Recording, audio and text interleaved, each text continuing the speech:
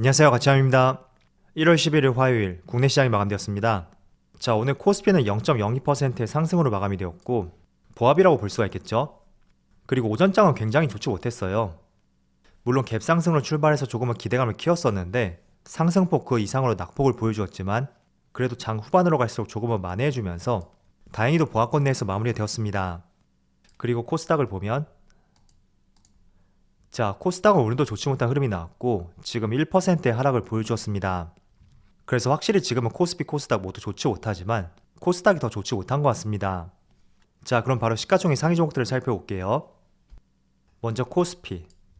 오늘 코스피는 반도체 업종의 강세를 보여주었고 또 LG화학도 여전히 강세를 보여주고 있습니다.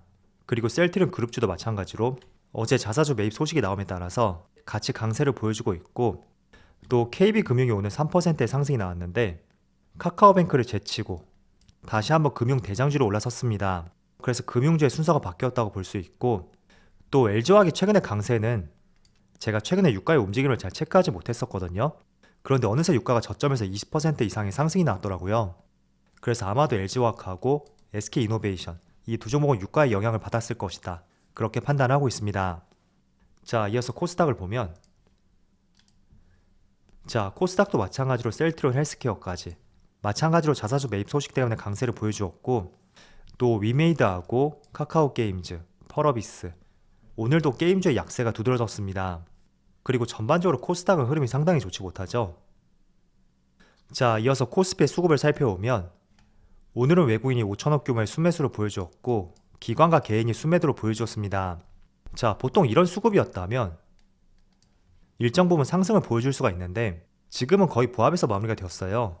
제 생각에 그 이유는 개인들의 반대 매매가 많이 나오고 있기 때문에 외국인이 강한 매수세를 보여주었음에도 불구하고 별다른 상승이 나오지 않고 있다. 그렇게 생각하고 있습니다.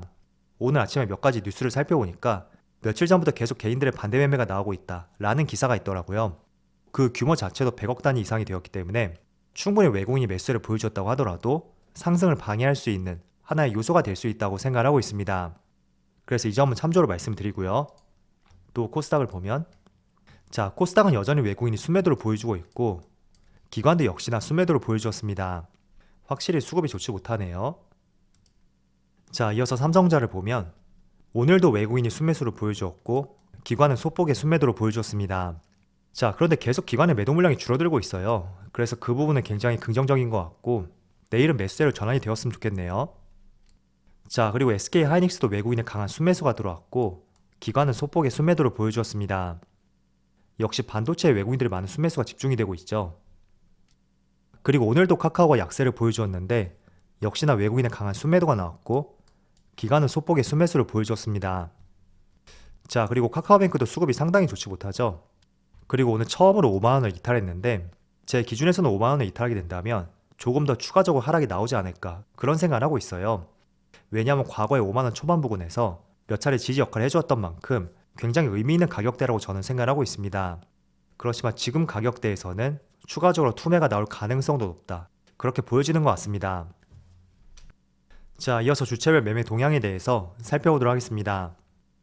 1월 11일 외국인이 가장 많이 매수한 종목은 삼성전자, SK하이닉스, LG화학, KB금융, 삼성전자 우선주 이렇게 다 종목을 순매수 상위 종목 올렸습니다.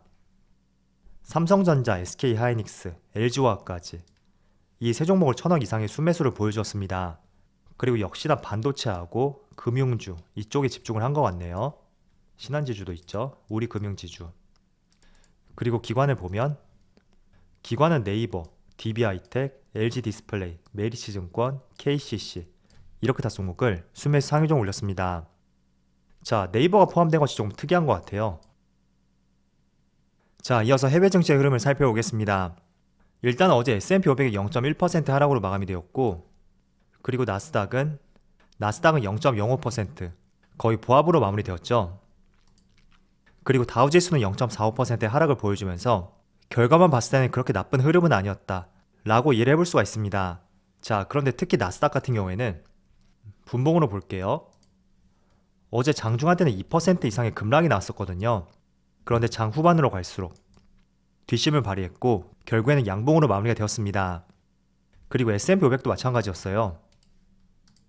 결과적으로 보합으로 끝났지만 그래도 장 초반에는 정말 좋지 못한 흐름을 보여주면서 제가 어제 잠들기 전에 미장을 봤을 때 굉장히 부진한 모습을 보여주었습니다. 하지만 결과적으로는 많이 회복을 해주었다.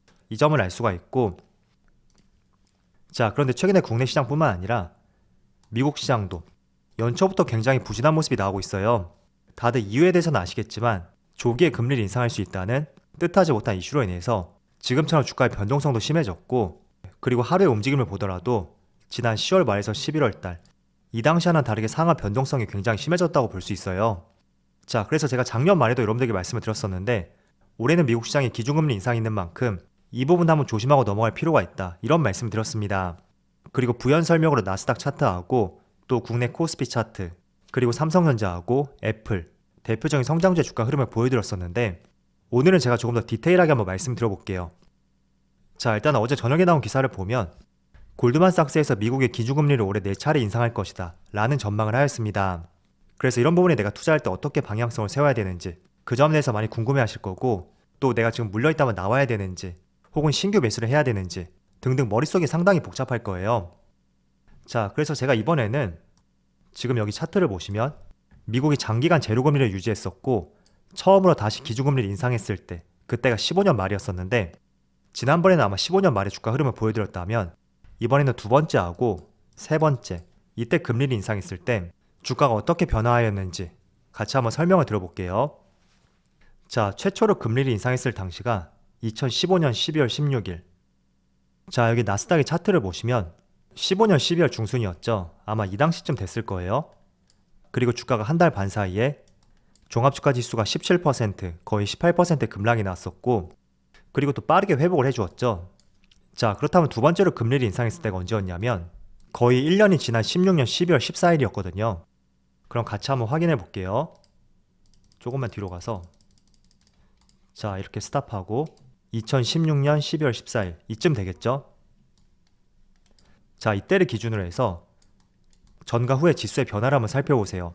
별다른 낙폭이 나오지도 않았고 오히려 지수는 상승을 보여주었습니다. 자, 그렇다면 세 번째로 금리를 인상했던 시기가 이때죠. 17년 3월 15일. 이때도 지수의 변화를 한번 살펴보겠습니다. 자, 세 번째 시점은 이때쯤 될 거예요. 3월 중순이었으니까 마찬가지로 그때를 기준으로 해서 전후의 지수의 변화를 한번 살펴보세요. 두 번째로 금리를 인상했던 이 당시, 이때하고 세 번째 인상했을 때 종합주가 지수가 크게 변화를 보여주지 못했고 오히려 지속적으로 상승 기조로 보여주었다는 것을 확인해 볼 수가 있습니다. 자, 그래서 결과적으로 봤을 때는 약 7년 정도 제로금리를 유지했었고 처음으로 다시 금리를 인상했을 때 그때는 지수의 변동성이 정말 심했다고 볼 수가 있거든요. 그렇지만 두 번째하고 세 번째, 이때는 지수의 변동성이 없었고 오히려 나스닥 지수는 상승 기조로 이어갔다, 이렇게 볼 수가 있습니다. 자, 그래서 누누이 말씀을 드리지만 지난 과거와 지금이 똑같다고 보장할 수는 없습니다. 그렇지만 과거에는 어떤 길을 걸어왔었는지 우리가 이 점을 한번 체크해 본다면 머릿속에 계획이 세워지지 않은 상황에서 내가 조금은 계획을 세워볼 수가 있고 어떤 방향성으로 나아갈 수가 있는지 그 점을 여러분들 스스로 계획을 세워볼 수 있을 거라고 저는 생각을 하고 있습니다. 그래서 과거에 이런 사례를 보여주었었다, 그 점을 참조를 한번 말씀드려보고요.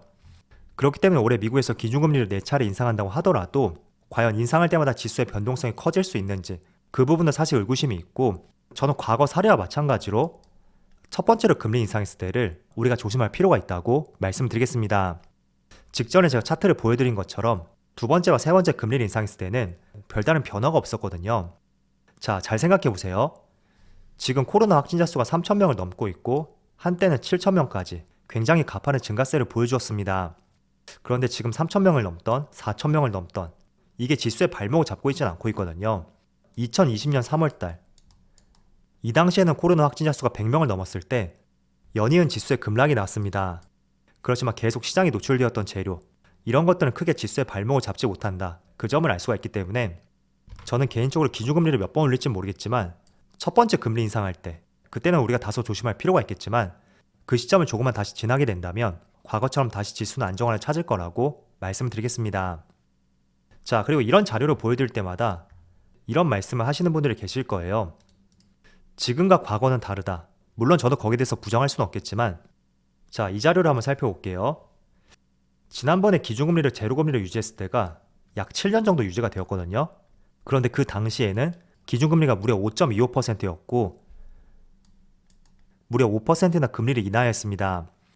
그런데 지금 같은 경우에는 2.5%에서 제로금리로 과거에 비해서 금리 인하폭이 더 낮다고 볼 수 있고, 그런 논리로 한번 따져본다면 오히려 이 당시가 주식시장이 더 활성화되었을 가능성이 높겠죠. 자, 그렇다면 나스닥의 상승폭을 한번 살펴볼게요. 과거에 제로금리를 유지했을 때부터 2015년 12월 16일까지 기준금리가 제로를 가리켰을 때 얼마나 나스닥이 상승했었는지 이 당시하고 최근에 이 두 개를 한번 비교해 보겠습니다.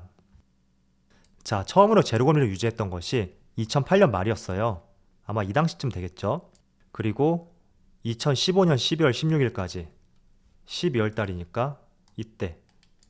자, 이 차트는 지금 월봉 차트이거든요. 나스닥의 상승폭을 보시면 300%가 조금 넘고 있죠. 즉 과거에 제로금리를 유지했었고 제로금리 시대가 끝났을 때 그 기간 동안에 나스닥은 300% 이상의 상승을 보여주었습니다. 자, 그렇다면 최근 구간이죠.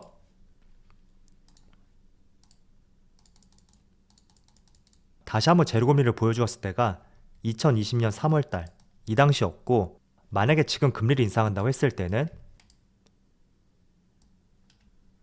97%, 반올림에서 100%의 상승이라고 볼 수 있습니다. 자, 그래서 과거 제로금리를 유지했을 때 이 당시에는 나스닥이 300%의 상승을 보여주었었고 지금은 100%의 상승을 보여주었다. 그렇게 정리를 해볼 수가 있습니다.